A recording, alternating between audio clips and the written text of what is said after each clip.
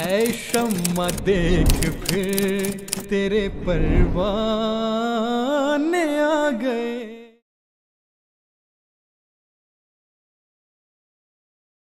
Assalamualaikum warahmatullahi wabarakatuh. Eh, Tuan moderator dan juga tuan-tuan sekalian hadirin, oleh sebab buku Hakikatul Wahyi yang telah pun dikongsikan oleh Tuan Sekretari Talim dalam grup-grup dan juga telah pun dibuat summary dan juga dia punya ujian, kalau tidak silap minggu yang lepas. Ini kesemuanya menggunakan terjemahan kitab Hakikatul Wahyi dalam bahasa Indonesia. Oleh sebab itu, saya pun pada malam hari ini akan menyampaikan mengikut kepada terjemahan bahasa Indonesia, dan oleh kerana banyak partisipan kita yang akan bergabung, yang akan join daripada saudara-saudara kita Muhajirin Pakistan, maka nanti pun selepas saya berucap akan saya bacakan juga dia punya khulasah, dia punya ringkasan dalam bahasa Urdu. Baiklah, kita akan mulakan. Buku Hakikatul Wahyi ini pertama kali diterbitkan pada tahun 1907. Ini ditulis oleh Yang Mulia Pengasas Jemaat Ahmadiyah, Hadrat Mirza Ghulam Ahmad, yang berkedudukan sebagai Al-Masih Al-Maud dan juga Imam Mahdi alaihissalam. Sedikit makluman untuk tuan-tuan barangkali bahwa buku Hakikatul Wahyi ini memang pada mulanya ditulis dalam bahasa Urdu oleh pengasas Jemaat Ahmadiyah Hadrat Masih Maud alaihissalam, tetapi kemudian juga diterjemahkan yang pertama ke dalam bahasa Inggris, baru terjemahan bahasa Indonesia ini ialah terjemahan yang ketiga. Jadi Urdu, Inggris, kemudian dalam bahasa Indonesia. Sorry.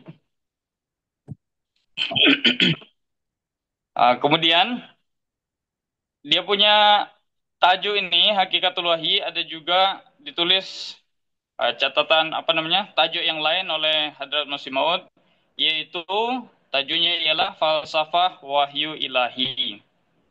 Ini kemudian untuk bahasa Indonesia diterbitkan pada Julai 2018.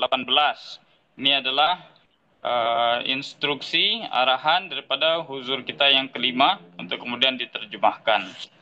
Bila tuan-tuan sekalian, buku ini selain daripada dia punya buku yang utama yaitu Hakikatul Wahyi, ada juga dia punya appendix, Damimah Hakikatul Wahyi, itu dalam bahasa Arab, nama dia ialah Al-Istifta.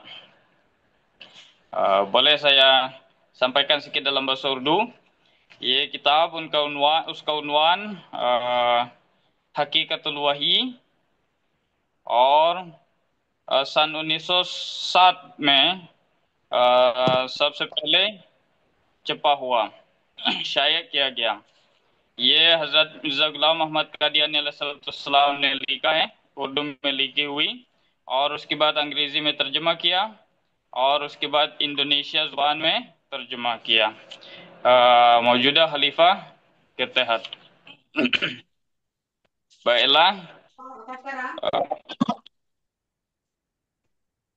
di dalam kitab ini dia terdiri daripada 4 bab. Yang pertama ialah penjelasan mengenai orang-orang yang mendapatkan mimpi yang benar ataupun mendapatkan sebagian ilham yang benar, tetapi mereka tidak memiliki hubungan sedikit pun dengan Allah Ta'ala. Kemudian pada bab yang seterusnya, penjelasan berkenaan dengan orang-orang yang mendapatkan mimpi yang benar atau mendapat sebagian ilham yang benar, dan dia memiliki hubungan dengan Allah Ta'ala, tetapi bukan hubungan yang erat. Jadi dia ini macam orang yang pertengahan. Selepas itu pada bab yang ketiga, bab seterusnya, penjelasan berkenaan dengan orang-orang yang mendapatkan wahyu secara sempurna dan bersih dari Allah Ta'ala, dan dia mendapatkan karunia berwawancakap dengan Allah Ta'ala secara sempurna.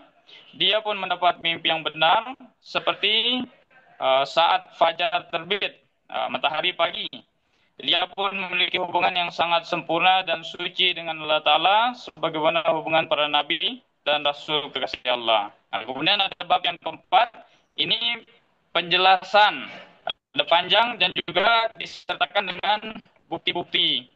Jadi Huzur alaihissalam menuliskan bukti-bukti dan tanda-tanda macam mana bukti atau tanda-tanda wahyu ini yang betul-betul beliau saksikan.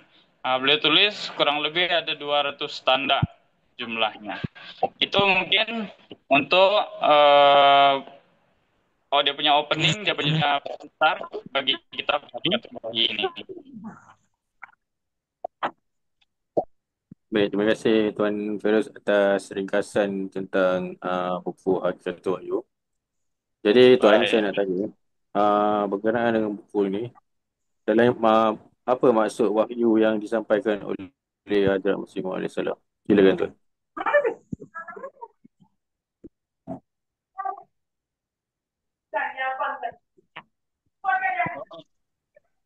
Terima kasih atas soalan.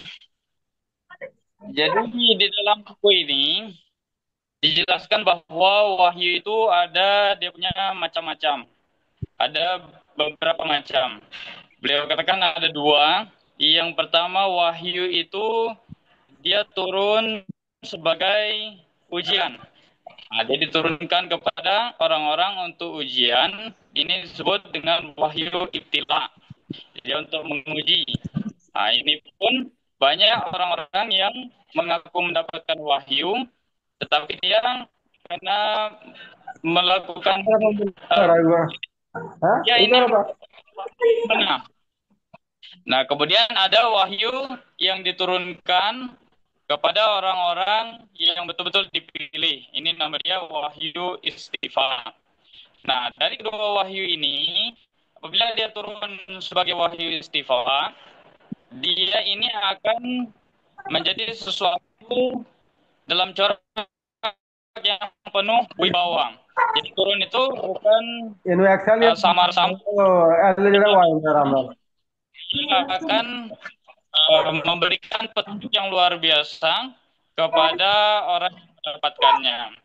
Sebab itu, sebetulnya wahyu ini boleh didapat oleh semua orang. Dia ada potensi.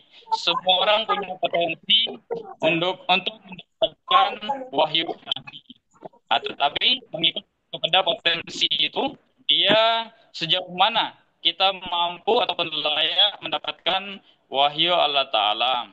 Nah, kalau dia merupakan manusia yang memang memiliki fitrat yang suci, rohnya bersih, rohaninya bersih, spiritualnya bersih, maka dia akan layak mendapatkan wahyu suci dari Allah Ta'ala. Bahkan apabila dia mencapai tahapan yang memang tinggi, maka dia memang akan layak mendapatkan kedudukan berwawancakap. Dia bercakap-cakap dengan Allah Ta'ala. Baik, itu saja. Silakan Tuan Moderator. Baik, jazakumullah Tuan. Kemudian Tuan, kalau silap saya ada beberapa ada disebutkan dalam buku ni, siapa yang layak untuk terima wahyu, sifat dan ciri-ciri Tuan. Ada tak disebutkan beberapa ciri tentang orang yang layak terima wahyu dalam buku ni? Silakan Tuan. Iya. Jazakumullah.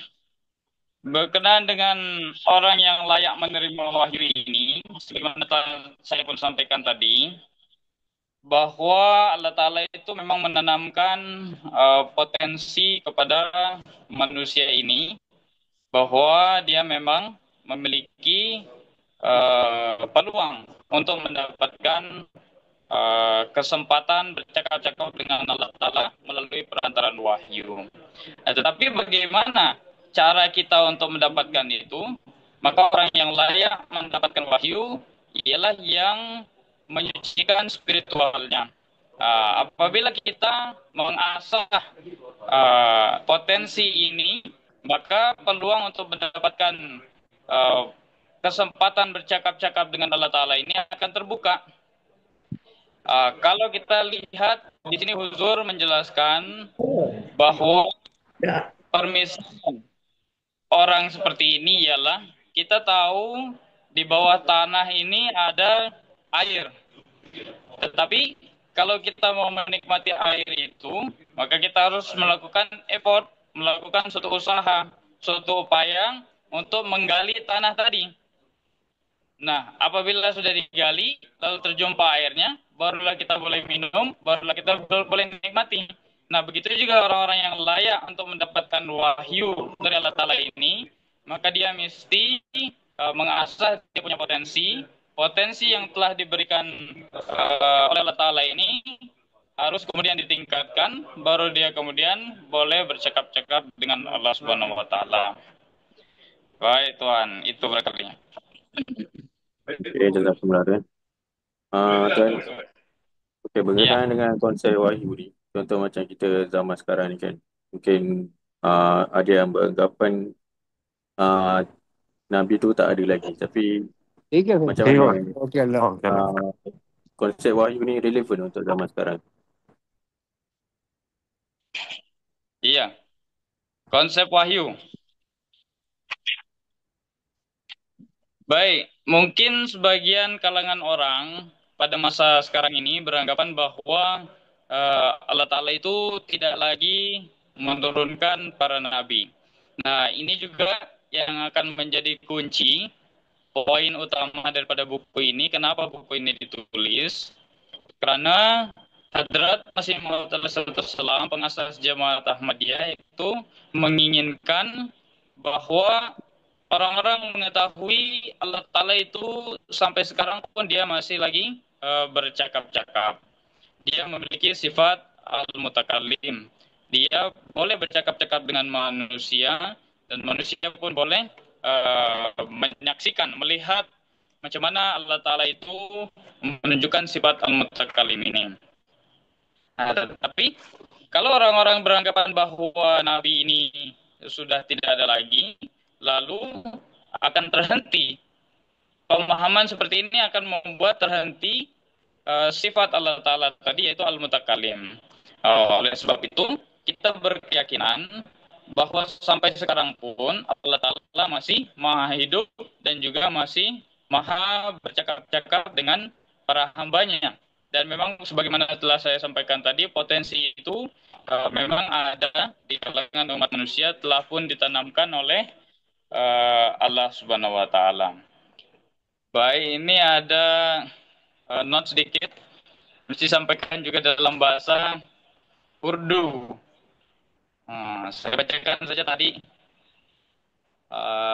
Di awal mestinya disampaikan. Saya akan bacakan dalam bahasa Urdu. Is kitab ka asar kya hai?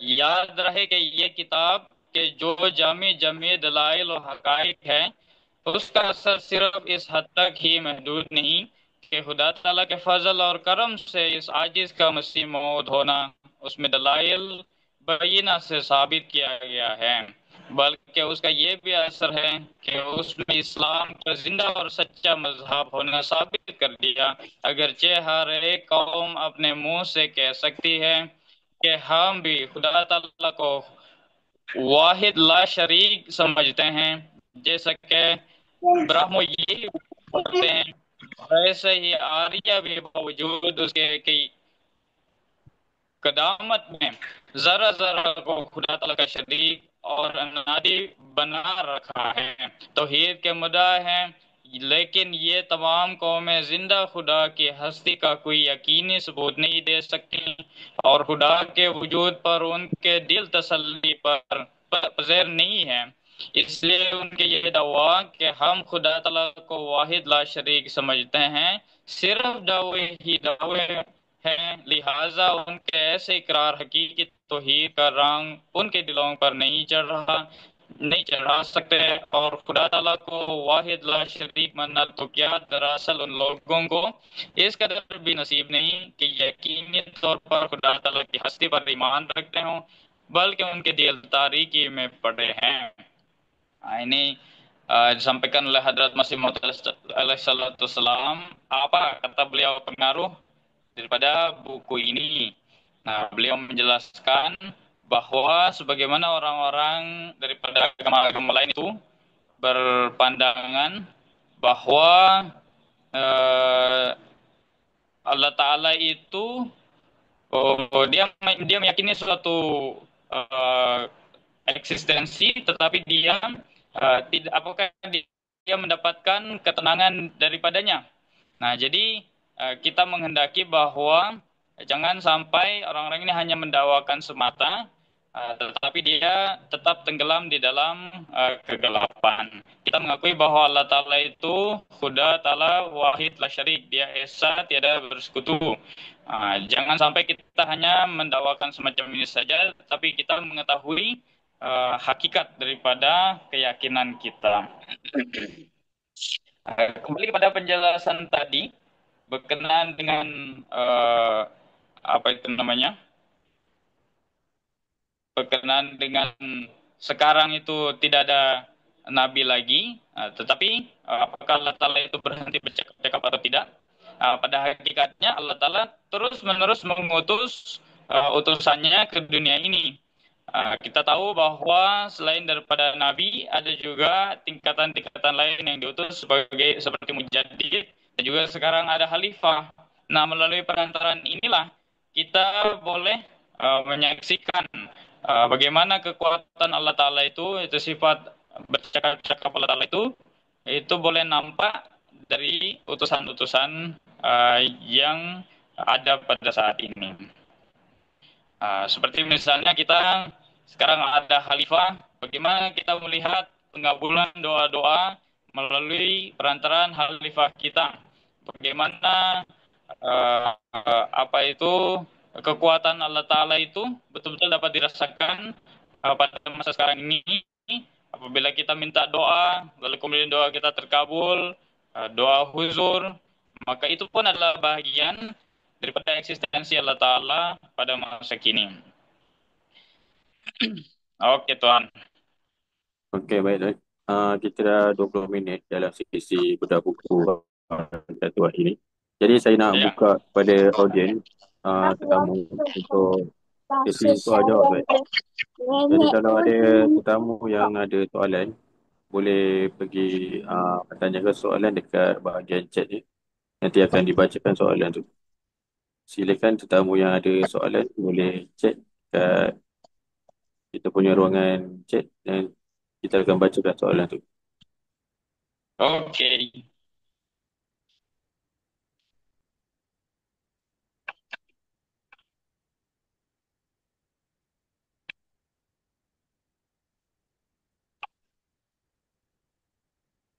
Sekali lagi saya akan dibukakan sesi soal jawab. Kalau ada apa-apa soalan boleh kemukakan soalan di ruangan chat atau buka saja voice.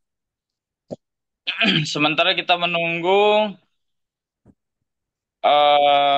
soalan-soalan daripada audiens, barangkali mesti juga sedikit disampaikan mengapa kita mesti membaca buku ini. Dalam kesempatan soal jawab, salah satu soal jawab bersama Huzur, ada seorang yang pernah bertanya kepada Huzur kita yang sekarang, Ayatullah Ta'ala Ibn Aziz. Dia kata, buku apa yang mesti kita baca? Buku Masih Maud alaihissalam yang mana yang mesti kita telaah atau penting untuk ditelaah? Maka Huzur menjawab, kata Huzur, pertama sekali baca buku ini, Hakikatul Wahyi. Nah, kita boleh tengok di dalam ini dijelaskan berkenaan dengan falsafah wahyu ilahi. Dijelaskan macam mana Allah Ta'ala itu memang maha hidup dan sampai sekarang pun dia punya sifat al-mutakalim. Dia bercakap-cakap dengan hambanya. Nah, kalau kita tengok cabaran kita yang kita hadapi pada masa sekarang ini, kita melihat umat manusia sedang menuju kepada atau ke arah ateis.